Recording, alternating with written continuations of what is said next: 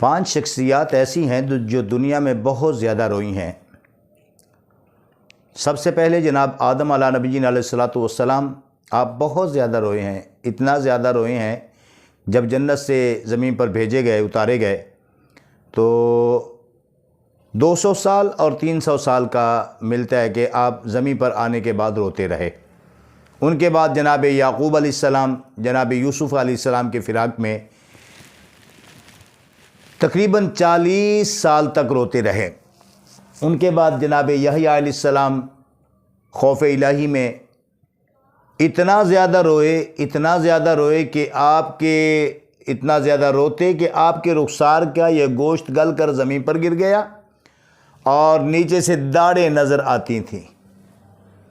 ان کے بعد سیدہ طیبہ حضرت سیدہ فاطمہ الزہرا سلام اللہ علیہا ورضی اللہ تعالی عنہا، میرے کریم نبی صلی اللہ علیہ وسلم کی پیاری صاحبزادی، سرکار یہ وصال با کمال کے بعد جب تک زندہ رہیں آپ کی آنکھ خشک نہیں ہوئی، ہمیشہ آپ کی آنکھ تر رہتی، آپ روتی ہی رہتی تھیں۔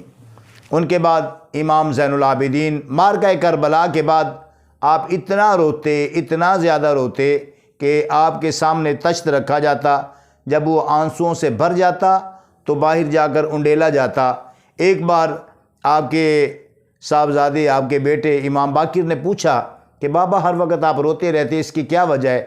تو آپ نے جواب دیا، اگر تو معرکہ کربلا دیکھ لیتا تو تیری بھی ہنسی چھن جاتی۔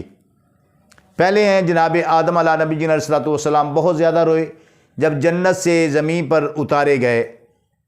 سراندیپ، سری لنکا جسے آج کہا جاتا ہے، سری لنکا کے کسی ایک پہاڑ پر آپ کو اتارا گیا۔ اماں حوا سلام اللہ علیہا کو جدہ میں اتارا گیا اور عرفات کے میدان میں ان کی ملاقات ہوئی۔